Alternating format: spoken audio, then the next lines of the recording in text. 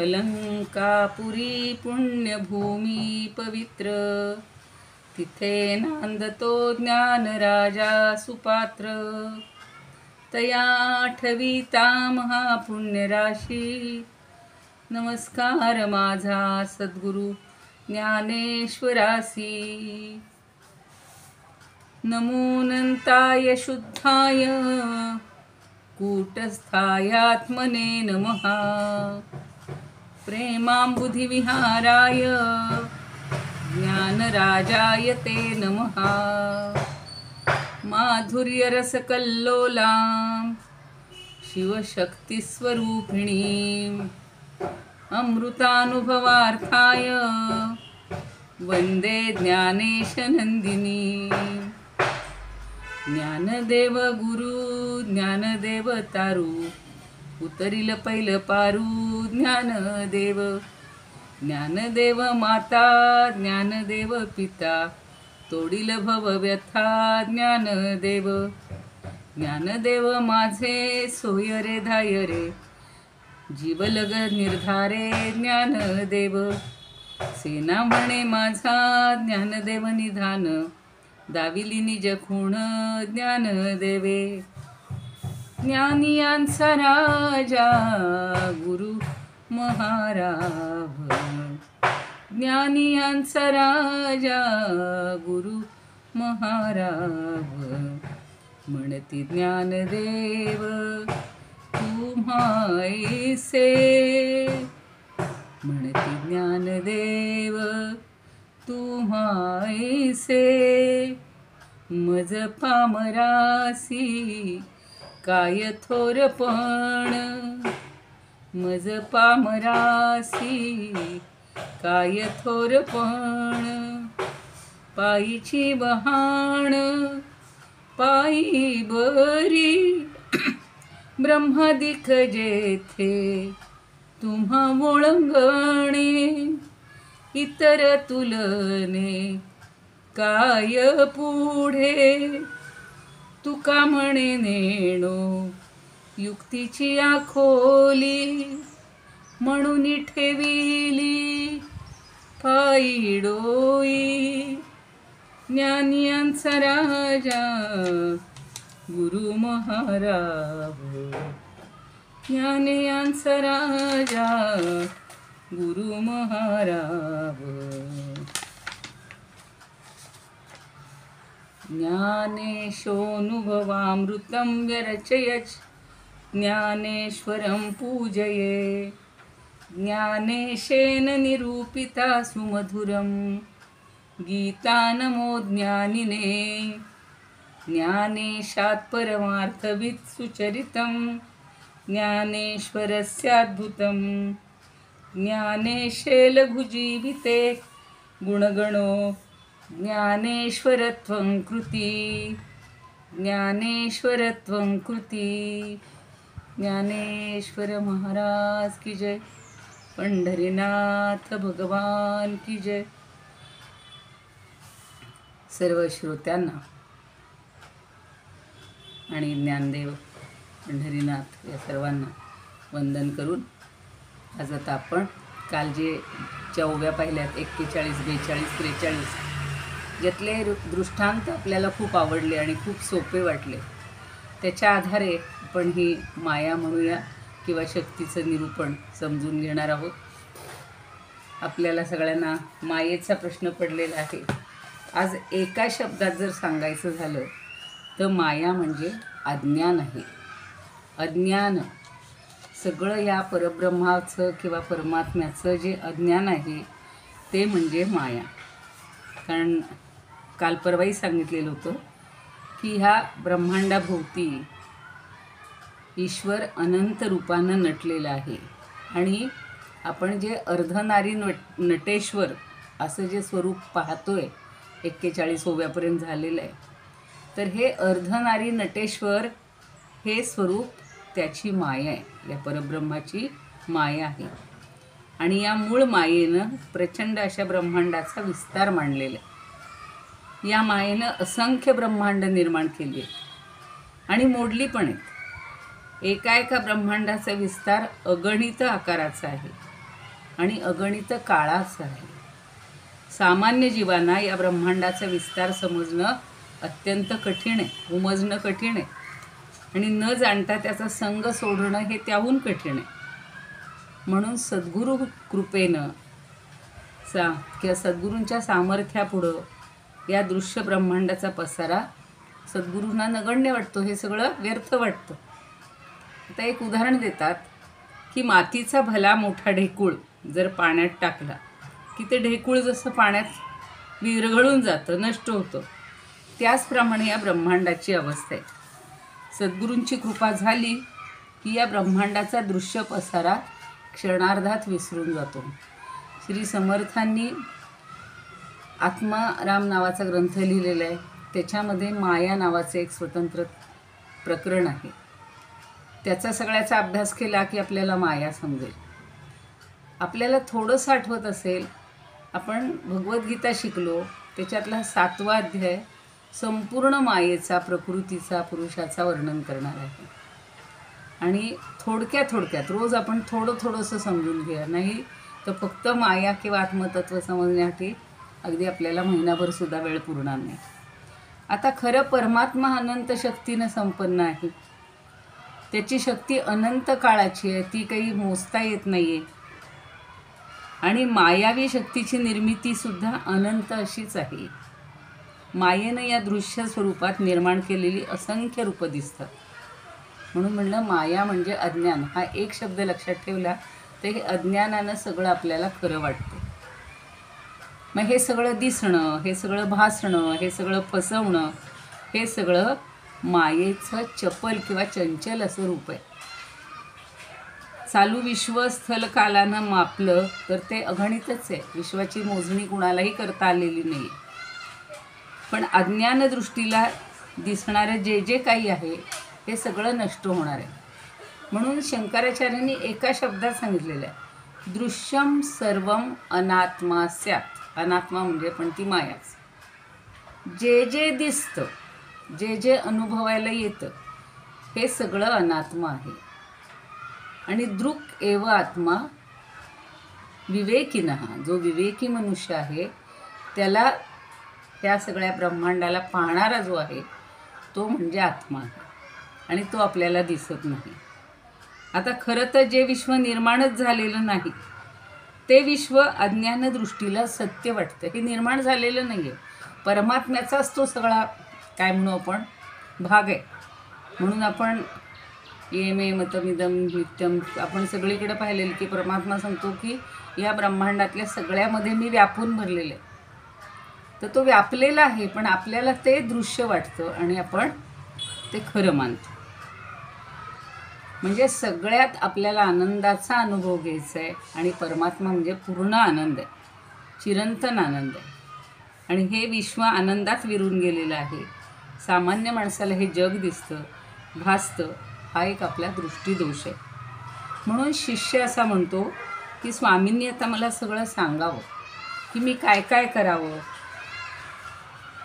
मला ज्या गोष्टी तुम्ही सोडायला सांगाल त्या मी सोडायला तयार आहे. या सगळ्या मोहजाल वस्तू आहेत, मोहजात ज्या वस्तू आहेत, हे सगळं मी आपल्या चरणी अर्पण करतो. आपण त्याचा स्वीकार करावा, कारण आपण दयाळू आहात, स्नेहाळू आहात. आणि नाशवंत काय आहे ते मी सगळं टाकावं. ते मला स्वामींनी सांगावं की नाशवंत काय काय आहे.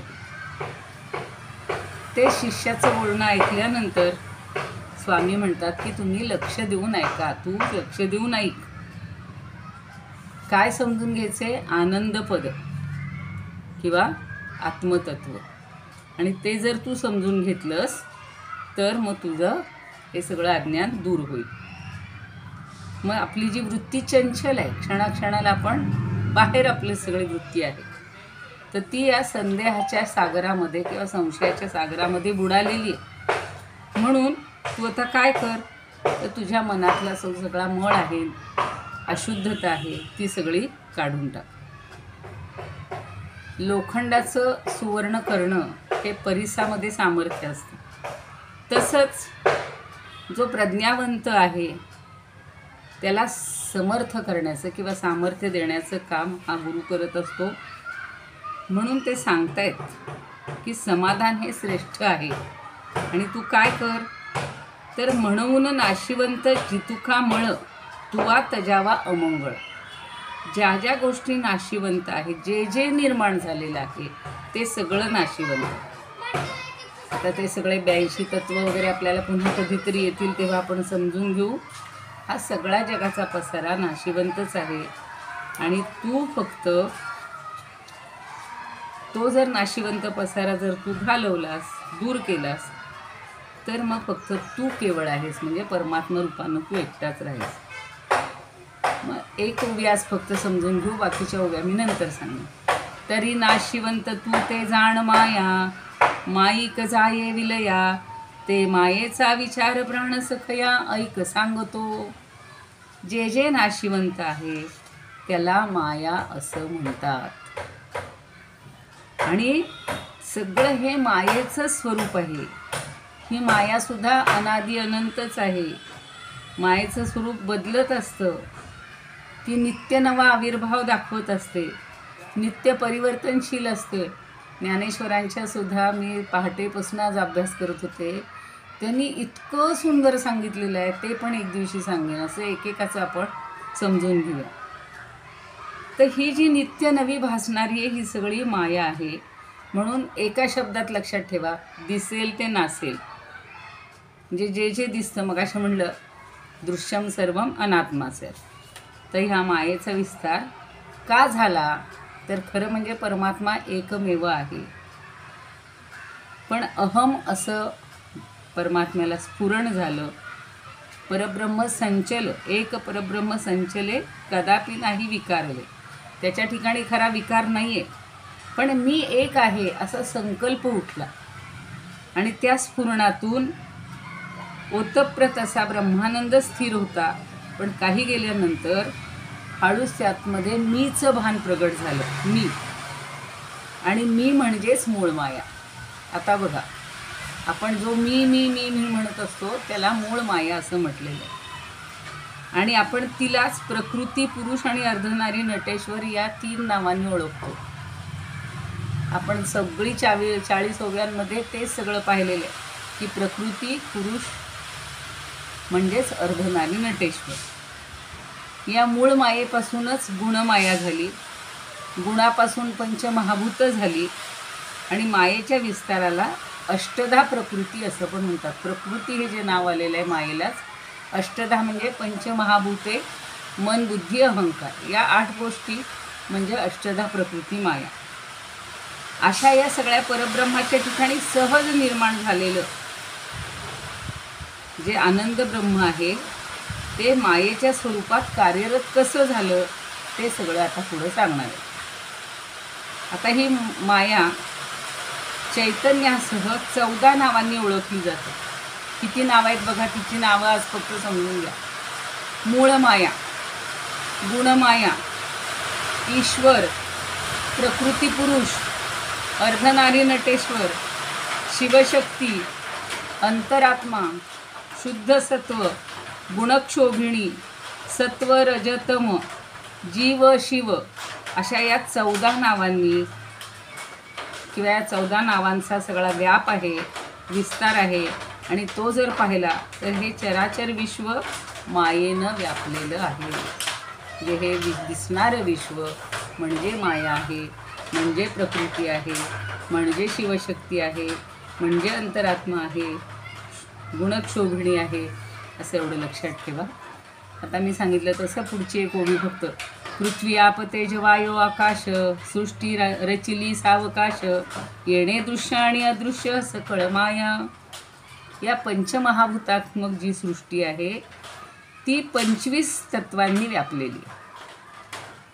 आणि ती सगळी जी सृष्टी रचलेली आहे 5 तत्वांच्या मिश्रणानं. आता ते सुद्धा पुन्हा पंचीकरण वगैरे आपल्याला नंतर कधीतरी समजून घेता येईल. ज्यांना माहिती आहे त्यांनी थोडंसं समजून म्हणजे लक्षात घ्या. आणि या परमात्म्याच्या ठिकाणी अशा अनंत शक्ती वास करतात. त्यापैकी महान शक्ती जी आहे ती वेगवेगळ्या वस्तूला रूप देऊन साकार करते. त्या बलशाली शक्तीलाच माया, ईश्वराची माया असं म्हणतात. कारण परमात्म्याचं स्वरूप अविनाशी आहे, पण मायेचं स्वरूप विनाशी आहे. हे सगळं दिसतंय, हे क्षणात भंगूर होतं बघा. त्या विमानाचा अपघात झाला, इतकं पटकन ते विमान अक्षरशः क्षणाचा विलंब न लागता त्यानं पेट घेतला, त्याच्यातले सगळे प्रवासी गेले, ते जिथं धडकलं तिथले लोक गेले. हे सगळं हे मायेचंच कार्य आहे. कारण काय की आपण त्या सगळ्यामध्ये गुंततो. आता लोकांना भीती वाटायला लागली की विमानानं प्रवास कसा करायचा, असुरक्षित आहे. तुम्ही विमान टाळाल, ट्रेनमध्ये बसलं तर नेमकं ट्रेनमध्ये एका डब्याला आग लागली, त्याच्यातच आपण म्हणजे आपण नाही आहे पण जे बसले ते गेले. म्हणजे अनुभवाला येणाऱ्या व्यक्तविश्वाचं बीज हे मायेमध्येच आहे. माया म्हणजे हे असं बीज आहे की हे सगळं व्यक्त निर्माण करतं. 8वा अध्यायी पुन्हा सगळा त्यालाच जोडून आहे. आणि भासणाऱ्या मायेला क्रमाक्रमानं व्यक्त स्वरूप निर्माण होतं. आता ही मायाच 2 ठिकाणी विभागली गेली, वाटली गेली, प्रकृती आणि पुरुष. जैसी 2 दिसांची बोली, एकची परवा, प्रकृती आणि पुरुष झाली. आता मूळ माया नावाची शक्ती ही एकच आहे, पण तीच माया प्रकृती पुरुषानं जडचंचलानं युक्त झाली. जडाला चैतन्याची संगती नसेल तर जड काहीही करू शकत नाही. नुसती माया काही करू शकत नाही. म्हणून आपण रोज पाहतोय की तो पुरुष जेव्हा झोपतो तेव्हा ही जागी होते, आणि ही जेव्हा झोपते तेव्हा पुरुष जागा होतो. आता ह्या सगळ्या कल्पना थोड्या थोड्या समजून घ्या. आज थोडीशी तुम्हाला एक झलक म्हणून आत्माराममधलं सांगितलेलं आहे. खरं म्हणजे किती वेळ बोललं तरी ज्ञानदेवानी तर इतकं सुंदर मायेचं वर्णन केलेलं आहे. अष्टधा वगैरे हेच बेस सगळा तोच आहे, पण ती म्हणजे कशी आहे, तिने अशक्य गोष्टी सगळ्या शक्य होतील, पण या मायेचा निराश होणार नाही. मग त्याच्यासाठी माया दूर करण्यासाठी एकच उपाय आहे, ज्ञान मिळवणं, परमात्म्याचं ज्ञान मिळवणं, गुरूंच्याकडे जाणं, सगळा हा संदेह सोडणं, मनामधली हाव, लोभ, सगळ्या कल्पना या सगळ्या कमी करणं. म्हणजे मग आपल्याला परमात्म्याचं ज्ञान होईल. आणि त्यासाठीच आपण हळूहळू परमार्थाच्या वाटेवर चाललेले आहोत. ज्ञानदेव आपले गुरु आहेत, समर्थ आपले गुरु आहेत, तुकाराम आपले गुरु आहेत, आणि त्यांचा हात धरून, त्यांचं बोट धरून, त्यांच्या ग्रंथाच्या आधारे आपण हे सगळं आता समजून घेण्याचा प्रयत्न करतो आहोत. कालच्या आता ओव्या पुन्हा आपल्याला पाहिजेत, एकदा थोड्या नकळत जाता जाता पाहूया.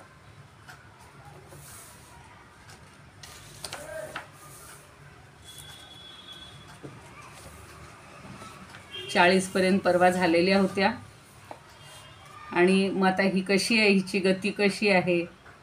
जैसी का समिरे सकट गती, का सोनिया सकट कांती, तैसे शिवेसी शक्ती, अवधीची गे अवधीची जे अवघीची जे अवघी म्हणजे एकच. आता समीर म्हणजे वारा, समिरे सकट म्हणजे समिरा बरोबर, गती म्हणजे त्याची गती जी असते. वारा आला की त्याची गती आलीच त्याच्याबरोबर. सोनिया सकट कांती, सोन्याबरोबर त्याची कांती आलीच, त्याच्यावर काल आपण खूप चर्चा केली. तैसी शिवेशी शक्ती, तसंच शिवासह जी आहे ती शक्ती. शिवूची, तो त्या शिवूलाच परमात्मा म्हणले, जो परमात्मा आपणच होतो. शिव आणि शक्ती हाच परमात्मा होतो. हे अज्ञानानं आपण हे द्वैत पाहतो, आणि ज्ञान झालं की एक परमात्मा दिसतो. एकाच ठिकाणी हे तिन्ही रूपांचं आविष्करण आहे. पुढचा ओवी पाहिली होती, का कस्तुरी सकट परिमळू, का उष्मे सकट अनळू, तैसा शक्तीसी केवळू शिवूची जो. दुसरं उदाहरण दिलं की कस्तुरी असते हरणाच्या बेंबीमध्ये, आणि त्याच्यातून तो सुगंध येत असतो. मग कस्तुरीसह सुगंध आलाच. परिमळू म्हणजे सुगंध. का उष्मे सकट अनळू, अनळू म्हणजे अनल म्हणजेच अग्नी. उष्मा, उष्णतेसह अग्नीचं ग्रहण केलंच जातं, म्हणजे ग्रहण होतच. तैसा शक्तीसी केवळू शिवूची जो. तसाच या प्रकृतीसह जो एकटा शिवच असतो. शिव आणि शक्तीची किंवा शिव आणि प्रकृतीची किंवा वृत्ती आणि ज्ञानाची ही सगळी जोडीच आहे. ते दोन्ही एकच आहे. पण जेव्हा अज्ञान आहे तेव्हा प्रकृती आहे, माया आहे, जेव्हा ज्ञान आहे तेव्हा शिव आहे, एवढं लक्षात ठेवा. आता सगळ्या ओव्या एकदा पुन्हा सगळ्यांनी 5-5 ओव्या रोज घरी वाचा, अर्थ असतील तर अर्थ वाचा, सांगितलेलं कुठं लिहून घेतले असेल तर ते जरा स्मरण करा आणि मग आता त्या दृष्टीनं सगळ्या ओव्यांकडं बघा, म्हणजे आता कळायला लागेल. आता ह्या सगळ्या दृष्टांताप्रमाणे शिव आणि शक्ती हे शब्द 2 आहेत, पण वास्तविक ते द्वैताचा संबंध नाही, दोन्ही मिळून एकच आहेत. आणि एका परमात्म दृष्टीनं ही दोन्ही खोटी आहेत. आता 43 काय सांगतात तो काल आपण पाहिला होता. 43 पण बघूया. राती आणि दिवो पातली सूर्याचा ठावो, तैसी आपुला साची वावो दोघेही जिये. रात्र आणि दिवस, राती म्हणजे रात्र आणि दिवो म्हणजे दिवस. पातली सूर्याच्या ठावो, ठावो म्हणजे त्याच्या ठिकाणी, म्हणजे त्याच्या घरी. हे दोघं जण सूर्याच्या घरी गेले. तैसी आपुला साची वावो, त्याप्रमाणे आपल्याला या दोघांचं, ही दोघं जी आहेत ही दोघं आपल्या अधिष्ठानाच्या ठिकाणी नाहीतच, म्हणजे त्यांना घर नाहीच आहे वेगळं. दोघेही जिये, जिये म्हणजे जिच्या ठिकाणी. आता त्याचं एक छान रूपक कसं ते सांगितलं होतं की अगदी सूर्याच्या घरी जायचं ठरवलं. रात्र म्हणते अगोदर मी जाणार, मी सांगणार. मला तिथं आठवण आली बघा दुर्योधन आणि अर्जुनाची. भगवंताला भेटण्यासाठी गेले होते, मदत मागण्यासाठी. आता दुर्योधनाला घाई झालेली होती, त्याला वाटतं आपण याच्या डोक्याशी बसावं, या डोकं महत्त्वाचं आहे ना, म्हणून तो उशाशी बसला. भगवान झोपलेले होते, पहुडलेले होते. अर्जुनाला माहितीच होतं की आपण पायाशीच बसलं पाहिजे, भगवंताच्या चरणाची आपली पात्रता आहे, नाही का. आपण भगवंताच्या डोक्यावर बसणं बरोबर नाही. तो समोर बसला, भगवंतांनी डोळे उघडले, त्याला समोर काय दिसलं? पहिला अर्जुन दिसला. तो म्हणतो का रे अर्जुना, का आलास? त्याचा नमस्कार वगैरे झाला असेल. तो बोलायच्या तिकडे दुर्योधन म्हणतो मी पहिला आलोय, मला बोलायचे तुमच्याशी. ठीक आहे, भगवंत म्हणतात तू बोल, तुला काय पाहिजे. म्हणे आता युद्ध उभं राहणार आहे, मग त्यावेळेला आम्हाला मदतीची गरज आहे, तर तुम्ही मला काय देणार? भगवंत म्हणतो जे मागशील ते देईन. आता त्याला असं वाटतं भगवंत एकटा आहे, त्याला एकट्याला घेऊन काय करायचे. आपण सगळी त्याची जी नारायणी सेना आहे भली मोठी, 18 औक्षणी किंवा जी काय आहे ती सगळी मागूया. कुबुद्धी किंवा आत्मबुद्धी, अहमबुद्धी, त्याला मीपणा होता ना, त्यामुळे त्याला फक्त सेना मोठी पाहिजे होती, भगवंत नकोच होता. भगवंत म्हणला दिली, लगेच घेऊन जा. अर्जुन नमस्कार करतो, म्हणतो भगवंता मला फक्त तुम्ही हवात, तुम्ही माझ्या बाजूला या, बस, मला दुसरं काही नको. तसं आता हे सूर्याकडे रात्र आणि दिवस चाललेत. दोघांमध्ये श्रेष्ठपणाशी वाद होताच, विवाद. मग दोघांच्या मताने ठरलं की आता आपल्या पित्याकडं जनकाकडं जाऊया. वडील बघा न्यायनिवाडा करत असतात, मग आता त्यांच्याकडं सोपवूया हा तंटा. म्हणून श्रेष्ठ म्हणून सांगेल तो खरा समजायचा, तू श्रेष्ठ का मी श्रेष्ठ. वडिलांना नेहमी अवघड असतं बघा, दोन्ही मुलं सारखीच असतात, पण हा सूर्य हा जनक आहे, पिता आहे, फार हुशार आहेत. मग रात्रीनं आपलं सगळं लिहून पाठवलं पत्र. हे मी काल सांगितलं होतं, पण काल जे नसतील त्यांना समजावं आणि पुन्हा त्याचं पुनरावृत्ती केल्यावर जरा लक्षात यावं. सूर्यानं उत्तर दिलं की मी रात्रीला मुळीच ओळखतच नाही, एका क्षणात विषय संपला. कोण रात्र? कारण सूर्याला कुठं रात्र माहिती, त्याला फक्त प्रकाशच माहिती.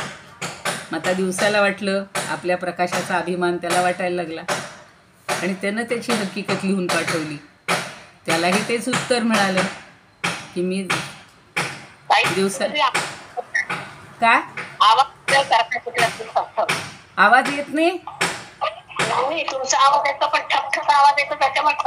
नाही, पण मी काही करू शकत नाही. शेजारी मोठं घर चाललेलं आहे, मोठी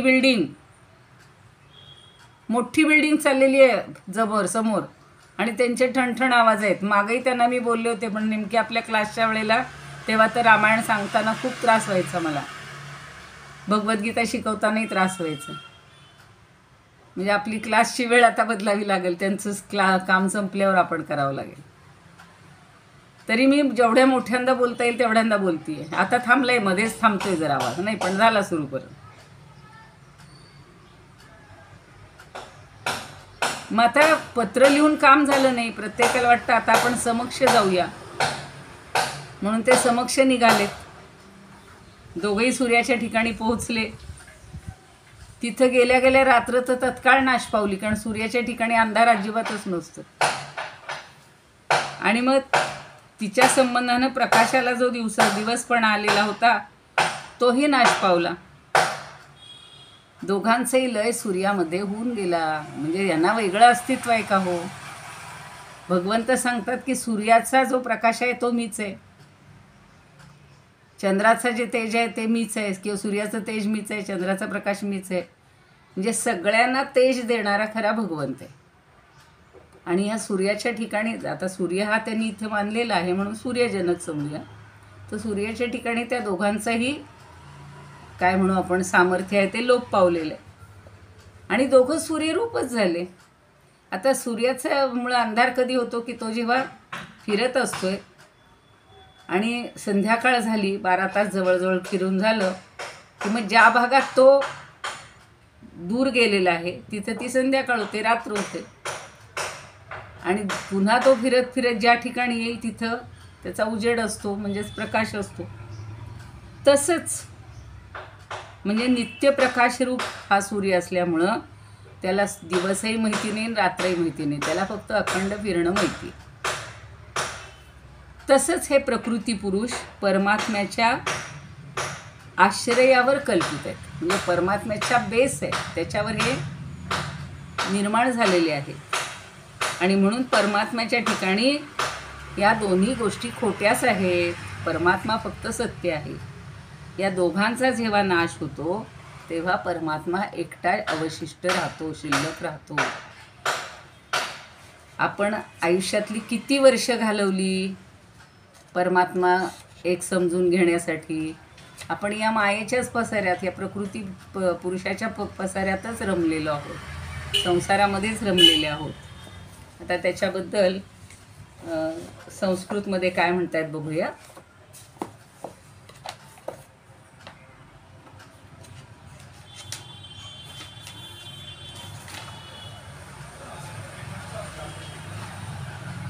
या वै यस्य प्रियस्यांगम यस्यास नाही 40 झालेलं आहे. यथा गती समीरेण सहिता तत्स्वरूपिणी कांतिस्वर्णात्मिका तद्वत्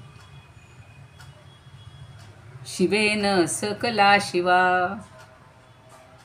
सूर्याची जशी, आपल्या सूर्याने सुवर्णाची जशी कांती त्याच्याबरोबर असते, गती जशी वाऱ्याबरोबर असते, तशीच शिवाबरोबर ही शिवा म्हणजे शक्ती किंवा प्रकृती असते.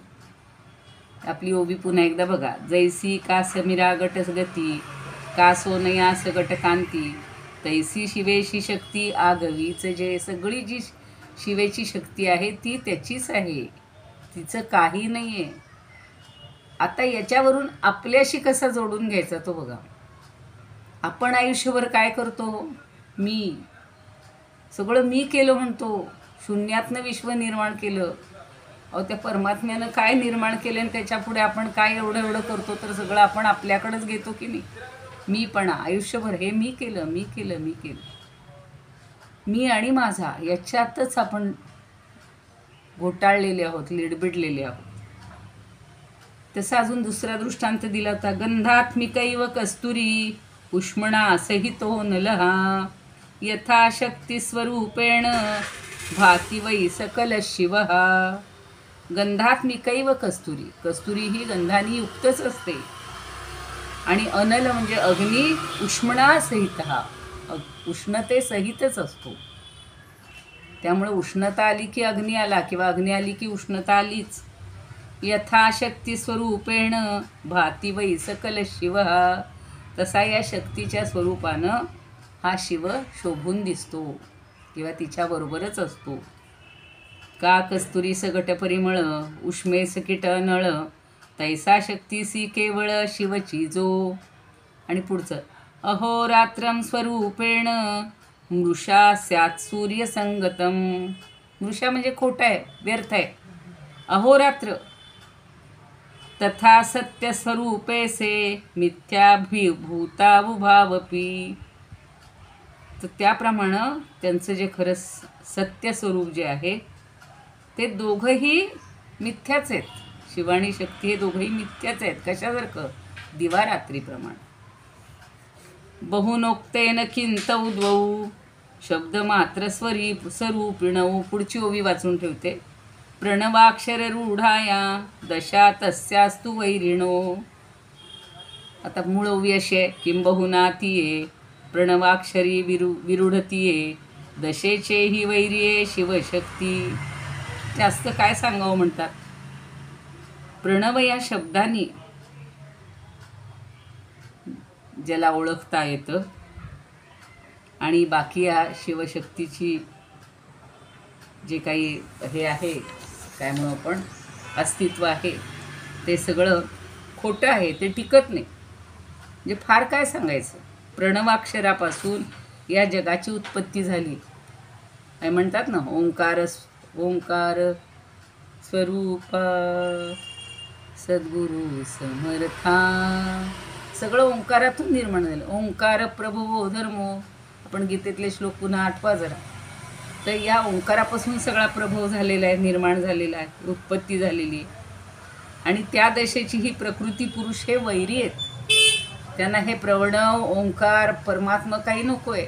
त्यांना फक्त आपलंच वर्चस्व गाजवायचं. म्हणजे यांच्या खऱ्या स्वरूपापुढे जगाचं अस्तित्व टिकत नाही. एकदा प्रणवाचा ओंकाराचा आपल्याला अनुभव आला, परमात्म्याचा अनुभव आला की ह्या पुरुष आणि शक्ती किंवा शिव आणि शक्ती यांचं काही आपल्याला खरं स्वरूप जगाचं अस्तित्व आहे ते टिकतच नाही. हे तात्पुरतं आहे. हो, मी जी सृष्टी निर्माण केली म्हणतोय आपण ती आहे का? हो, लाईफ लॉंग आहे का? एवढं छान आई बाबा घर बांधतात, विकत घेतात, त्यांच्या पश्चात पोरं एका क्षणात ते फुंकून टाकतात. फक्त पैसा हवा असतो त्यांना, त्या घराची गरज नसते, कारण त्यांनाही घर करून दिलेलं असतं आईवडिलांनी. आणि मग त्याच्यामध्ये ते आनंदात राहतात. स्वतः करायची वेळ आली तर मग कळतं. जर स्वतःहून सगळं म्हणजे कॉन्ट्रॅक्ट दिलं तर गोष्ट वेगळी असते. पण स्वतःच्या जीवावर जर कुठलंही काम करून घ्यायचं म्हणलं किती यातायात करावी लागते मग समजतं. साधी एखादी घरातली वस्तू मोडली, बिघडली, मग लाईट असू, त्याची पाईपची काय म्हणू आपण ड्रेनेजची, आता आमच्या शेजारी सगळी एक एक घराचं उलगडत आहेत सगळं.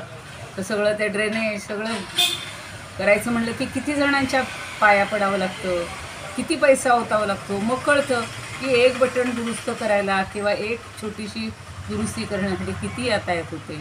आपल्या आईवडिलांनी इतकं केलेलं असतं हे आपल्या मुलांच्या लक्षात येत नाही. आपल्या म्हणजे जगातलं मी सांगते आहे. तसंच इथं आहे की हे परमात्म्याची सगळी निर्मिती आहे किंवा परमात्मा मूळ आहे, याच्यामध्ये सगळ्यामध्ये भरून राहिलेलं आहे. आणि आपण मात्र त्या सगळ्या देखाव्यालाच महत्त्व देतो. आता स्वरूपानंद काय म्हणतात बघूया.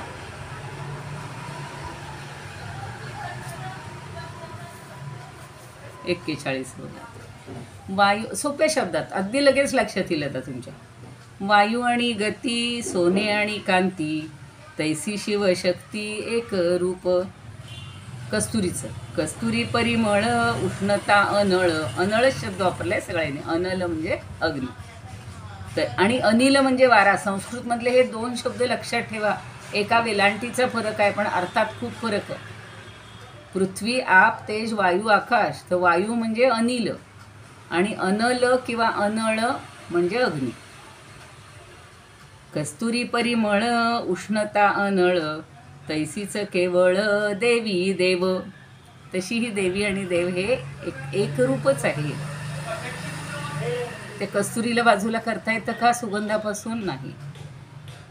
अग्नीला बाजूला करता येतं का? उष्णतेपासून नाही. वाऱ्याला बाजूला करता येतं का? गतीपासून नाही. सोन्याला कांतीपासून नाही. तैसी शिवशक्ती एक रूप. तशीच ही शिवशक्ती एक रूप आहे. म्हणून म्हणले शिवशक्ती मिशे एकत्वे एकले स्वरूप, खेळतसे आपणाशी. आता कोण मला कालच माझा भाचा म्हणत होता की जोपर्यंत दोघंच असतात तोपर्यंत त्यांचंच विश्व असतं. छोटं बाळ घरात आलं की सारखं त्याला ह्यांनी मांडीवर घ्या, त्यांनी मांडीवर घ्या, इकडं न्या तिकडं न्या, त्याचं रडं थांबवा. त्याला काहीतरी प्रलोभन दाखवा, काहीतरी खेळणी द्या, काहीतरी खायला द्या. म्हणजे खेळत असे आपण अशी ते बाळ आपल्या मांडीवर खेळत असतं. तशी ही परमात्म्याच्या मांडीवरची 2 खेळणीच आहेत समजूया आपण. 43 मध्ये म्हणतात, रात्री आणि दिन सूर्यासी कोठोन. रात्री आणि दिवस सूर्याला कुठे आहेत? होय तेजोघन ठाईंचा तो सगळा तेजाचा पुतळा आहे किंवा तेजोघन आहे. तैसे स्वस्वरूपी शिवशक्ती द्वैत, हे तो अघटित घडे केवी. आणि हे अघटित आहे सगळं. कसं घडलं आहे हे आपल्यालाच माहिती नाही. आता ओंकाराची पण ओवी घेऊन टाकूया. काय सांगो फार अक्षर ओंकार, जेथोनी विस्तार सृष्टीच्या या. मुंडकोपनिषद वगैरे मांडूकोपनिषद त्याच्यामध्ये ओंकाराची खूप आहे. मागे एक ओंकारावर विशेष व्याख्यान दिलं होतं. सगळ्या उपनिषदांमध्ये ओंकाराचं फार महत्त्व सांगितलेलं. उम तयासी ही सृष्टी सहवर्तमान, ताकिती गिळवण शिवशक्ती. मग काय सांगायचं या ओंकाराला, जिथून या सगळ्या सृष्टीचा विस्तार झालेला आहे, त्याला ही सृष्टी काय करते? गिळून टाकते ही शिवशक्ती. आणि म्हणून आपल्याला खरं ज्ञान होतच नाही. म्हणजे मी आत्ताच म्हटलं तसं मांडुक्य उपनिषदामध्ये प्रणवाक्षरापासून जगाची उत्पत्ती कशी झाली हे सगळं सांगितलेलं आहे. सांगेन ते पण उद्याला वगैरे आहेत ग्रंथ सगळे आपले. आणि म्हणून ज्ञानेश्वर महाराजसुद्धा काय करतात तर या प्रकृती पुरुषांना वंदन करतात. आणि ते म्हणतात, 45वी आपल्याला घ्यायची आहे. हे असो नामरूपाचा भेदसिरा, हे असो नामरूपाचा भेदसिरा, गिळित एकार्थाचा उजिरा, नमोतया शिववोहरा ज्ञानदेव म्हणे. ज्ञानदेव काय म्हणतात की हे नामरूप मिळून जे जगत निर्माण झालेलं आहे, हाच कोणी एक शिरा काल जसं पक्वान नव्हतं तसं तर ह्यांनी शिरा म्हणलेला आहे. शिरा म्हणजे शिरा. तर तो शिरा खाऊन टाकून म्हणजे नाहीसा करून टाकून नमो शिवबोहरा ज्ञानदेव म्हणे. तर जे उरतं अवशेष, जे अद्वैत परमतत्व आहे तेच तो प्रगट करत आहे. आणि असं हे शिवशक्ती दाम्पत्य, त्यांना माझा नमस्कार असो. त्यांच्या आता आपण 7व्या अध्यायात 4 प्रकारचे भक्त पाहिलेले. आर्तो जिज्ञासू अर्थार्थी ज्ञानीच भरतर्षभ. तर जो आर्त भक्त आहे तो फक्त माझं दुःख दूर करण्यापुरतंच भगवंताला भजतो. जिज्ञासू, जरा उत्सुकता आहे. काय बाबा आता आपल्याला उत्सुकता लागली, आपण थोडेसे जिज्ञासू झालेले आहोत की काय आहे नेमकं, हे विश्व काय आहे, परब्रह्म काय आहे, आणि मग करूया कोणाची तरी भक्ती. म्हणून तो भक्ती करतो. आणि तिसरा असतो अर्थार्थी. हे सगळं झुट्या म्हणतो. पैसा, काही जणांचा फक्त पैसा मिळवायचा, एम विटॅमिन पाहिजे फक्त आयुष्यात, फक्त पैसा कमवायचा इतकं की त्या पैशाच्या राशीत आपण लोळलं पाहिजे. जो म्हणल त्याला पैसा दिला पाहिजे, म्हणल त्याच्याकडून पैसा मिळवला पाहिजे. अर्थार्थी, त्याच्यासाठी भगवंताची प्रार्थना. पण ज्ञानी भक्त जो आहे तो म्हणतो या सगळ्या गोष्टी नश्वर आहेत. मला खरा भगवंत भेटला पाहिजे, मला परमात्मा भेटला पाहिजे. त्याच्यासाठी मी पण सोडलं पाहिजे. केवळ भगवंताची मी अनन्य भावानं भक्ती केली पाहिजे. त्याला पूर्ण शरण गेलो पाहिजे. भगवंताला गेलं तरी आपण सांगू, हो मी अमुक, मी हा गावचा, माझे आईवडील हे. आता भगवंतांनीच आपल्याला निर्माण केले ना, आपण त्याला ओळख करून देणार. तर असं सगळं आहे. म्हणून या प्रकृती पुरुषांच्या स्वरूपाचा दृढ निश्चय होण्यासाठी अजून पुढं काही स्वरूप सांगतात पुढच्या ओव्यांमध्ये. 46 नाही तेच सांगतायत, ज्ञानदेवच सांगतायत. जया दोघांच्या आलिंगनी विरोनी गेली दोन्ही, आघवियाची रजनी दिठीची. जे आत्ता सांगितलं तेच त्यांनी वर्णन सांगितलं की ज्या दोघांच्या आलिंगनामध्ये हे दोघंही नाहीशी होतात आणि सगळी रजनी म्हणजे अज्ञान आणि दिती म्हणजे ज्ञान. मगाशी जे सांगितलं ना, दिवस आणि रात्र गेले सूर्याच्या ठिकाणी, ते रात्री म्हणजे त्याचं अज्ञानच होतं सगळं आपलं, आणि सूर्य म्हणजे ज्ञान आहे. पण ते दोन्ही तिथे लय पावले.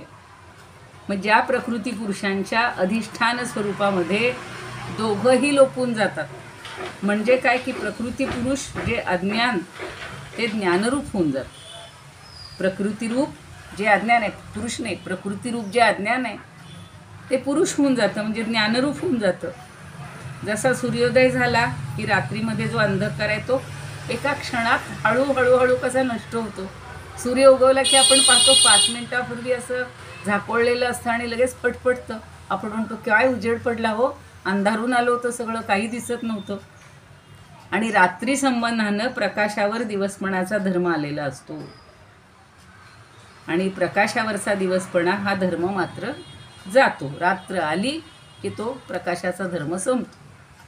प्रकाशरूप नष्ट होत नाही, त्याप्रमाणे परमात्म्यावर प्रकृती संबंधानं आलेला पुरुषपणा मात्र जातो आणि स्वरूपे करून परमात्माच अवशिष्ट राहतो. त्याचं स्वरूप त्याला आपल्याला कळायला लागतं आणि मग हा परमात्मा. हे सगळं तात्पुरतं आहे. प्रकृती पुरुष हे आपल्या अज्ञानाचाच एक भाग आहे आणि त्यामुळे आपण त्याच्यातच रमतो. तर समर्थांनी किती प्रकारच्या भक्ती करतात सांगितलेलं आहे, किंवा भगवंतांनी सांगितलेलंच आहे ना की मला सोडून ज्याची ज्याची भक्ती करतात, ज्या ज्या देवतेची, प्रत्येकजण म्हणतो नाही बाबा आमची ही इष्टदेवता आहे, ही आमची कुलदेवता आहे, आम्ही तिच्याशिवाय दुसऱ्या कोणाची भक्ती करत नाही. आणि मग जो ज्याची ज्याची भक्ती करतो तर त्याला पुन्हा जन्ममरण येतं. तात्पुरतं त्याला हवंय ते सुख मिळतं, हव्यात त्या गोष्टी मिळतात, पण पुन्हा मात्र त्याला जन्ममरण्याच्या फेऱ्यात यावं लागतं. म्हणून भगवंत सांगतात की तू फक्त मामेकम शरणं व्रज, तू फक्त मला शरणी. अहम त्वा सर्व पापेभ्यो मोक्षयिष्यामि मा शुचः, मी तुला तुझ्या सगळ्या पापापासून सोडवीन. शुचः म्हणजे तू शोक करूच नको, विचार करूच नकोस. एवढा म्हणजे म्हणतात ना गॅरंटी आणि वॉरंटी. मला कालच ते 2 शब्द रस्त्याने वाचत होते, तर त्या गॅरंटीची गरज नाही, वॉरंटीची गरज नाही. एवढा आत्मविश्वास भगवंत आपल्याला देत आहेत की तू फक्त मला शरणी, माम एकम शरणं व्रज. आता प्रकृती पुरुषाचं खरं वर्णन, त्याच्या खऱ्या स्वरूपाचं वर्णन हे वाणीनंच सांगता येत नाही. म्हणून ज्ञानदेव पुढे म्हणतायत, जयाच्या रूप निर्धारी गेली परेसी वैखरी, सिंधूसी प्रळय निरी गंगा जैशी. आता ज्याच्या स्वरूपाचा निर्धार करायला लागलो तर समुद्रासह गंगा जशी प्रलयोदकात जाते, लय पावते, तशी परेसह वैखरी सुद्धा लयाला जाते. परा, पश्यंती, मध्यम आणि वैखरी या 4 वाणी आहेत, त्या सगळ्यांचा लोप होत असतो. जे प्रकृती पुरुषांचं जर खरं स्वरूपाचं वर्णन करायला लागलं तर ती परारूप जी ज्ञानवाणी आहे तिच्यासह ही स्थूलवाणी सुद्धा वैखरी. आपण सगळं बोलतो ना, बोलून वाया घालवतो. आता हे सगळं बोलल्याशिवाय कळणार कसं आपल्याला, नाही का? तर हे सगळं स्थूलवाणी ही लयाला जाते आणि परमात्मा शब्दाला विषयच नाही. परमात्म्याला काहीच लावता येत नाही, कुठलंच विशेषण नाही, काही नाही, विषयच नाही. आता त्यांनी एक उदाहरण दिलेलं आहे की सिंधूसी प्रळय निरी गंगा जैशी. प्रळय निरी, नीर म्हणजे पाणी, सिंधू म्हणजे समुद्र.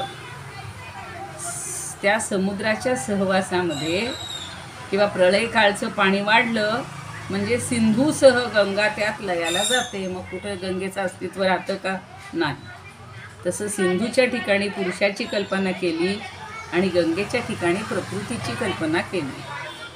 मग कुणी शंका घेतं की श्रुती कोणाचं प्रतिपादन करतात?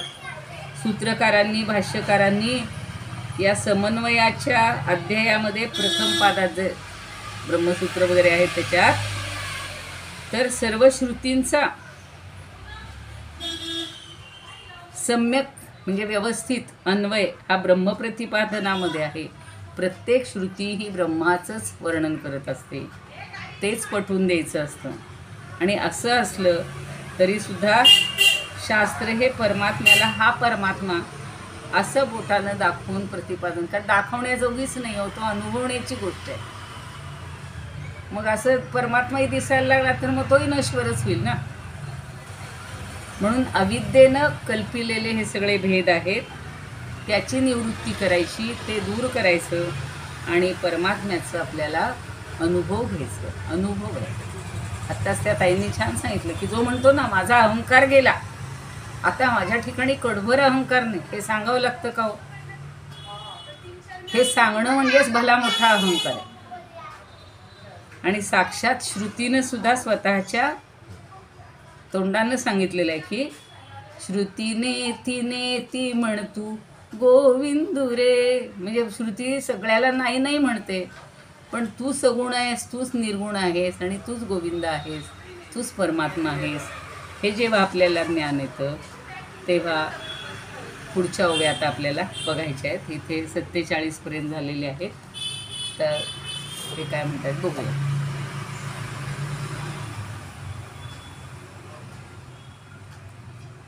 ओंकारापर्यंत आलो होतो आपण, त्याच्या पुढची ओवी का. असो नाम रूपे या परी गेळोन स्वरूप दर्शन दावी तेजे खेळत अभेदे जे का ती प्रीती तया शिवशक्ती जोड प्याला ज्ञानदेव म्हणे करीतो वंदन स्वरूपी विलीन ओनिया. ज्ञानदेव स्वतः म्हणतायत की मी आता वंदन करतो या जोडप्याला, स्वरूपामध्ये विलीन होतोय. शिवशक्ती जेव्हा एकत्र मिळून देती आलिंगन एकमेका नाममात्र द्वैत तेही मावळून स्वरूपीच लीन होती तेव्हा आघवा अंधार प्रकाशाची होत अखंड उदित ज्ञान सूर्य. एकदा ज्ञानसूर्य उदयाला आला की सगळा अंधार नष्ट होणार. प्रळयांती सर्व होता जळमय निवडू ते काय गंगा सिंधू. आपण आता जिथे संगम होतो आम्ही परवाच पाहिला, एक काली नदी आहे आणि एक शुभ्र असं तिचं काय बरं नाव होतं, अशी शुभ्र असणारी अशा त्या दोन नद्यांचा संगम होतो. पण संगमामध्ये कळतं का ही नदी कुठली ही नदी कुठली, इकडून येत असतात तेव्हा त्याचं वेगळेपण दिसतं. तसं सूर्यामध्ये एकदा नद्या मिसळल्या की ही गंगा ही यमुना काही नाही, त्या पूर्ण विलीन होतात. तैसा शिव कोण आणि शक्ती काय म्हणून निर्णय करू जाता. प्रळयामध्ये जसं सगळं जळमय होतं, त्याच्यात गंगा आणि सिंधू वेगळे पण दाखवता येत नाही, तसा इथे शिव कोण आणि शक्ती कोण याचा निर्णय करू जाता आपल्याला करता येत नाही. परावाणी संगे वीरे वैखरीही स्वरूप ते पाही अनिर्वाच्य. या परावाणीसह वैखरीसुद्धा विरून जाते. कधी कधी बघा आपलं मौन होतं, बोलताच येत नाही काहीच. म्हणजे अशी जी अवस्था येईल त्या परमात्म्याचं जेव्हा ज्ञान होईल, अजून तो अनुभव घ्यायचा आहे तुम्हाला नामाला, त्यावेळेला स्वरूप ते पाही अनिर्वाच्य. अनिर्वाच्य म्हणजे ज्याच्याबद्दल काहीही बोलता येत नाही असं आपलं स्वरूप. आपल्याला स्वरूप अजून समजून घ्यायचे, कारण भगवंत आपल्यामध्येच आहे ना.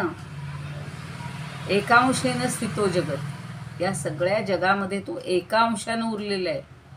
मग 99 अंश जर पाहायचे झालं तर ते केवढं प्रचंड असेल त्याची शक्ती. हे विश्व म्हणजे त्याचा एक अंश आहे आणि त्या विश्वातला आपण म्हणजे किती पॉईंट आता ते काहीच सांगता येणार नाही. एवढा अंश फक्त आपल्या ठिकाणी. मग तो तरी आपल्याला समजून घेतला पाहिजे. तो समजला की विश्वातलं सगळीकडचं त्याचं ज्ञान होईल. आणि म्हणून परमात्म्याला आपल्याला शरणच जायला पाहिजे, पूर्ण ओळखायला पाहिजे, समजून घ्यायला पाहिजे, म्हणजे आपल्याला हे ज्ञान होऊ शकेल. एखादी होईल का नाही तर एवढ्यापर्यंतच थांबूया आपण. 48 पर्यंत झालेले आहेत.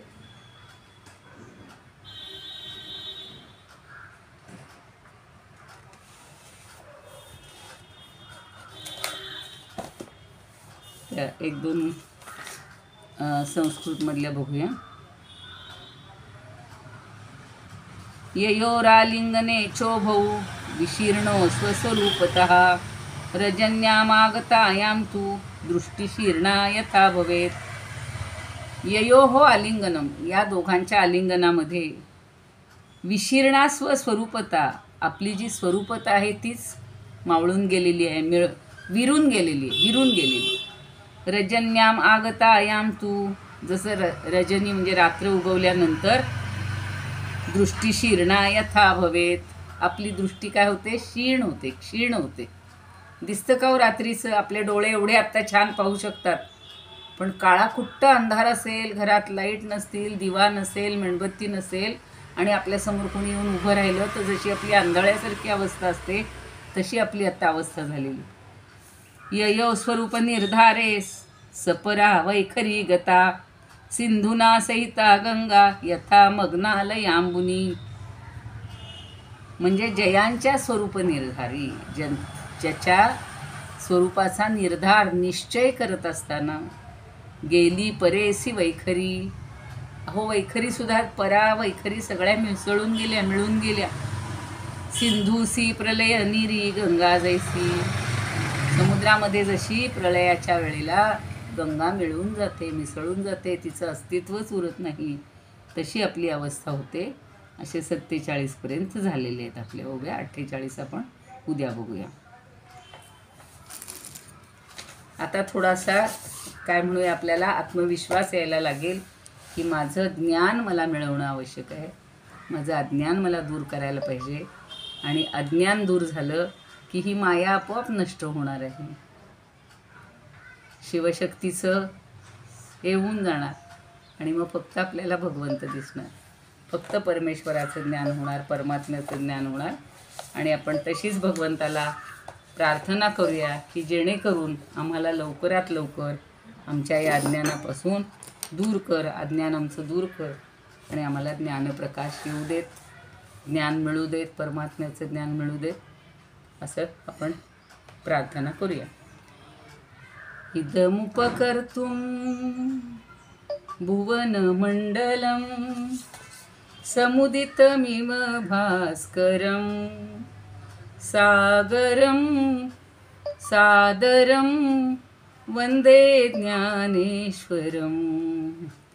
त्रिभुवनमाता भगवद्गीता लोकमंगला लोकविश्रुता लोकहितं संततं ध्यायता येन ज्ञानेश्वरी विरचिता श्रुत्वा प्राकृतगिरं सादरं वन्दे ज्ञानेश्वरं सादरं वन्दे ज्ञानेश्वरम्.